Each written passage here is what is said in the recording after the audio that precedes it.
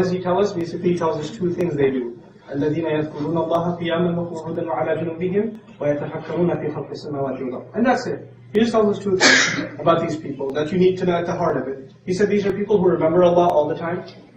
When you remember Allah all the time, you are remembering someone who's greater than yourself. Right? And the more you remember His greatness, the more it reminds you of what? How pathetic who is you are. It keeps your ego in check. And the more egotistical you become, the more it's a sign of the fact that you don't what? Don't remember Allah. If you were really remembering Allah all the time, you wouldn't have time to be obsessed with your ego, you'd be obsessed with Allah and His magnificent power in creation. You'd be humbled by it all the time. So the first solution to a person with a pure mind is they remember Allah. And then anything that takes them away from remembering Allah, they see that as an enemy. So it's, if your friends take you away from remembering Allah, if it's your laptop that takes you away from remembering Allah, if it's your iPhone that takes you away, I have an iPhone, it's okay. But it's, right? iPod, fine. iPod Touch that takes you from remembering Allah. If it's your PS3, if it's Grand Theft Auto 57, whatever. Right? If that takes you away from remembering Allah, then that's what's turning you into an animal. And actually more like a zombie when you're playing those video games, right? Allah describes the heedless as cattle. أُولَٰئِكَ كَالْأَنْعَامِ بَلْ هُمْ أَضَلُّ. They're like cattle, they're even worse. Look at a kid playing video games. Don't tell me they don't look like cattle. What we're learning here is you cannot become a person of deep thought until you become a person of a pure mind. That's the thing I want to talk to you about in the next 10 or so minutes. What does it mean to have a pure mind? And what does Allah define it as? The word lub, which is the root, the source word in the anbab, is the word lub. Lub in Arabic means, aqlun salih. It means a good mind, khalisun min ash-shawa'ib, that's the key word. It's free from vanities. A sound mind that is free from vanities. And this is, if you don't remember anything from this talk, this is what I'd like you to remember. A sound mind is one that is free from, what was that word again? Vanities. Vanity. Useless thought. Useless knowledge. And we're living in a society, and in times, it's not even just in the United States, it's all over the world, where there's what you can call information overload. We're all Googled out. Okay, we have too much information. And information is being bombarded to us, left, right, and center, wherever you go.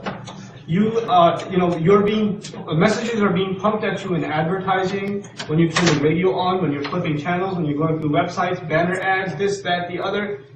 Sports statistics, characters in movies, how many seasons of what show, and what happened to that guy, and what they are, from video games to movies to news to everything else. There's tons and tons and tons of information is being bombarded at you, right? And you can't even so much as drink a bottle of Snapple. You take the cap off, and what do you get? Useless facts on the back, right? Constantly you're being exposed to information, and you get exposed to so much information that you can't tell the difference between useful and useless information anymore. You become desensitized. You have so much information that you can't tell what's useful and what's useless, because it's all just a big mess in your head. But the other thing that happens is, when you really come across some really knowledgeable, beneficial information, something that's really going to help you in life, you don't appreciate it. You put it on the shelf along with all the other junk in your head. You don't really see what the point of it is. I'll give you an example of that. You know what's been said about Surah Yusuf in the Quran? How Allah introduces it? How does Allah praise the story of Yusuf? What does He call it? It's a famous thing. We're telling you what? We're narrating on to you, even if you know the rough translation. The best narrative. This is the best story. Allah calls the story of Yusuf alayhi salam the best story. So the story of Yusuf alayhi salam, Allah says it's the best possible story. I was teaching it at Sunday school one time, and you know what happened? One of the kids goes, "No, it's not." I'm like, why?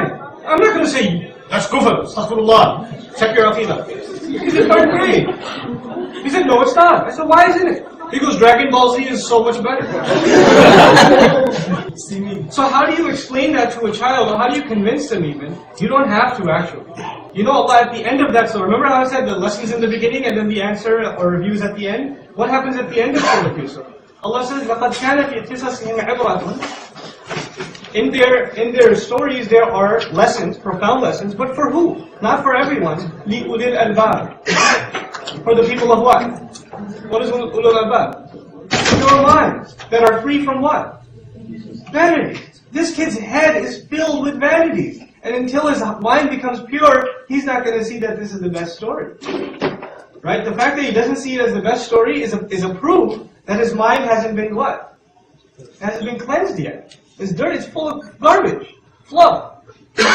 And this is stuff like, mashallah, if you think it's hard to memorize Quran or it's hard to remember a lot of Islamic knowledge and you think that's impressive, it's not. Because you guys know so much about an actor and how many babies they adopted, or what color they dyed their hair in what year, and you know so much about what happened in what episode in what show. But our heads are filled with so much of this useless stuff. It's a testimony that it could have been filled with useful stuff too. We just didn't want it to. We thought this was a better use of our mind. Allah gave us such an amazing thing, and it's being used for such junk. Right? The mind is an incredible thing. In a hadith, the Prophet says, "Ma خَلَقَ اللَّهُ خَلْقًا أَكْرَمَ عَلَيْهِ مِنَ الْعَقْلِ." Allah didn't create anything more noble than the intellect. That's what he says in the hadith. It's an amazing, this mind of ours is an amazing thing. And imagine how sad it is how it's being put to use. I went to this kid's house one time, and he was playing, I think it was Final Fantasy 9, 10. What's the new one out, You guys gotta keep up. Anyway, so they play Final Fantasy. This is a role-playing game. It's obviously a Japanese game, and this kid's got like menus, sub-menu, category, subcategory, weapon, sub-weapon, which bullets to use, which monster gets hit with which weapon, and he's going through walkthroughs which are like 50 pages long on a website. Right? Now it's gotten so complicated. So much knowledge, useless knowledge, is necessary to even entertain yourself. You know what the major problem for your age is? Overexposure to shamelessness. Shamelessness in how people talk to you, what kinds of things you hear in school, the kinds of language people use, vulgarity, foul language, disgusting things, the kinds of social networks you're involved in, and the kinds of pictures your friends post on them. These are the kinds of things, and movies and the kinds of things that you're exposed to in movies constantly. It's not even once in a while. Every day, constantly, you're exposed to this stuff, and you know what happens to you? And at first, maybe you felt a little disturbed when you saw something shameless, vulgar. You heard some foul language. But you know what happens over time? You get used to it. That's the first thing that happens. And then what happens over time? You don't feel so bad when you use it yourself. And then what happens over time? You don't feel so bad when you do the very thing you were watching. You're tempted to do it yourself. Right? You're going from being a decent human being down to becoming an animal. That's really what's happening. An animal has no control over what it says. An animal has no control over what it does. It feels an instinct, it follows. That's it. That's an animal. But Allah made us human beings. And you know what's the difference between human beings and an animal? It's the intellect. And in Arabic, the word intellect is aql, which literally means a means of restraint and control. If you can't control yourself, you don't even have intellect. And if you don't have intellect, you're not even a human. You're just an animal walking around in human form. That's all you are. Right? So Allah says, you want to become a person of knowledge? Become a person of pure mind. So you retain your humanity. I tell you, like my teacher says all the time, most people on the face of this earth, especially in high school, are animals walking around under human garb. This is where you lose your humanity. When you reach this age, you lose your humanity. Brothers lose respect. Men lose respect for women. Women lose respect for themselves. You lose respect for society, your parents, the elders, wisdom. You lose respect for everything. You become what I like to call the whatever culture. The ultimate problem isn't shamelessness. The ultimate problem is not useful information. Those are minor problems compared to the ultimate problem. You know what the ultimate problem is? Ego. That's the ultimate problem. You're obsessed with who? Yourself. You can't get over yourself. You're obsessed with how you look. You're obsessed with what people say about you. You're so egotistical, you become, that if somebody says something really powerful and amazing, you can't even, it's below your ego to show emotion. So you know what you have to say? Whatever. Even if you feel something on the inside, say, yeah, okay, it doesn't bother me. It's not talking about me. You're too hard. You're too, tough. You're full of too much pride to show that this has effect on you. But the people of real knowledge, when they heard knowledge, you know what used to happen to them? They used to cry their heart out. This is described in the Quran. They fall on their face in sajda. يَخِرُّونَ لِلْأَذْقَانِ يَبْكُونَ. They fall on their faces and they're crying. But you get filled, you get so inflated with your ego. Your ego comes from how you look. what your status is, what people say about you, how popular you are, how good you think you look, how smart you think you are, how much money you think you have, what kind of car your parents drive or you start driving soon, right? These are just symbols of ego, and you get inflated. Now, this is supposed to be a verse on the Quran. So the last thing I want to tell you, remember I said the people of a pure mind, Allah defines them at the end of Al-Quran. So what does He tell us? Basically, He tells us two things they do. الذين يذكرون الله قياما وقعودا وعلى جنوبهم ويتفكرون في خلق السماوات والأرض. And that's it. He just tells us two things about these people that you need to know at the heart of it. He said these are people who remember Allah all the time.